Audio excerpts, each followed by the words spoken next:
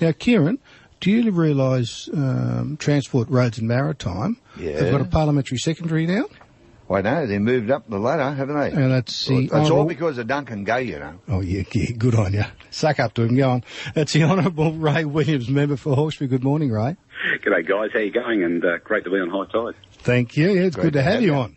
So how is it you get involved with Duncan with all this sort of stuff, do you? Yeah, I do. It's terrific. He's a great minister. He's done a great job for our roads across New South Wales with many upgrades, but importantly also supporting the boating enthusiasts of this state. That's good. Now, there's been speaking of the Hawkesbury area, there's been some money allocated out of the Better Boating program for Governor Phillip Reserve and also Holmes Drive Reserve boat ramps.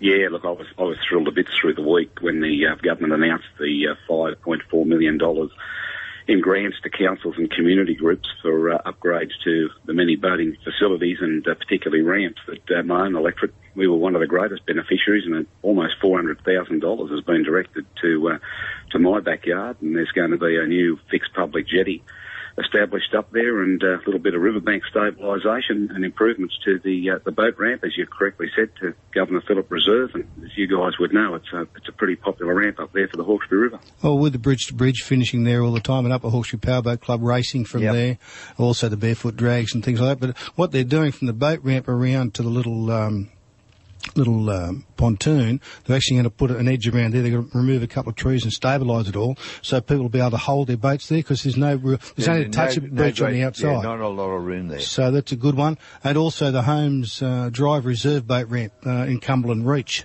Yeah, that's right. Yeah, gets another tickle up down there, another $120,000 going to that to just improve and resurface the boat ramp for that area. So, yeah, great news because it's such a popular activity out here in my backyard. And I was saying before, the money for this comes out of the registration, the vessels. 50% of the registration, well, vessel registration fee is held in a trust to do this sort of work.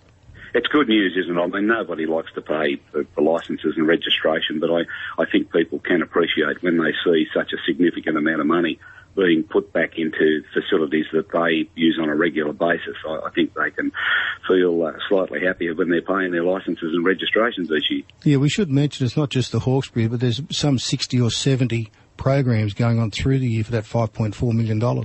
Yeah, absolutely. There's 66 projects right across regional New South Wales, as well as almost half a dozen in and around Sydney Harbour, but some of the more significant ones, $500,000 to Wyong Shire Council for their boat ramp up there at Nora Head, another popular spot on the Central Coast, a couple of $100,000 to Liverpool City Council for their Davy Robertson Reserve, $250,000 out in the west of Walgett Shire. Another $100,000 to Clarence Valley, and Bega gets $250,000 as well for their old timber jetty. So good news spread right across the board. Al, just a quick question here. Do the BIA get involved in this? Yes. Yeah, Boating Industry Association has a representative on the panel for this that advises the Minister. Very good. So, I imagine they probably played a bit of a role in finally getting this fixed public jetty for the Hawkesbury River or South Creek Hawkesbury River. Oh, no, I think they play a role in all of them. It's not just that one or another one type of thing.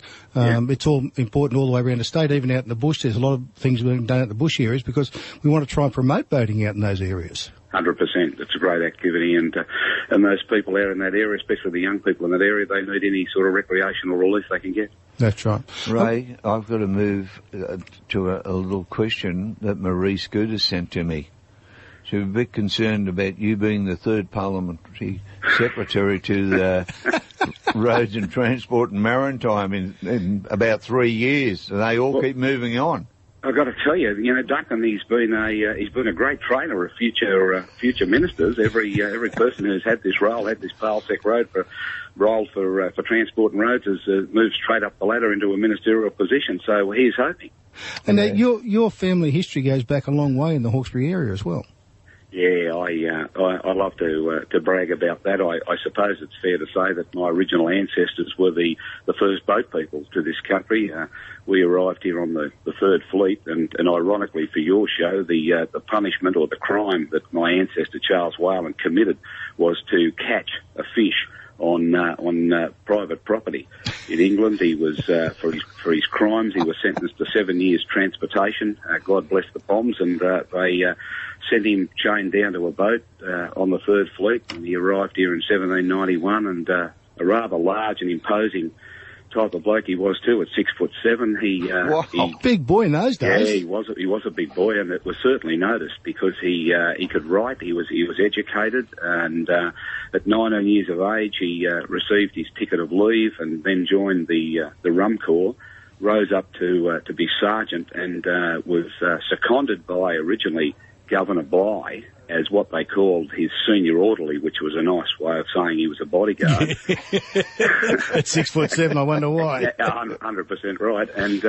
And after Bligh was deposed and moved on, he remained with Governor Macquarie for 12 years. And look, I'm just so lucky that our family has gone through and researched and put all this together, because we've got letters. I've got copies of the letters that the families, the Whalen family and the Macquarie family, sent back and forwards to each other. Even after 12 years after Macquarie finished his tenure here, they remained in touch. They were very, very close, and those original letters are now held in the Mitchell Library, and the library have made those available to me from time to time to go in and view the original documents. And it's incredible. You know, this is 200 years ago, you know, the birthplace of Australia.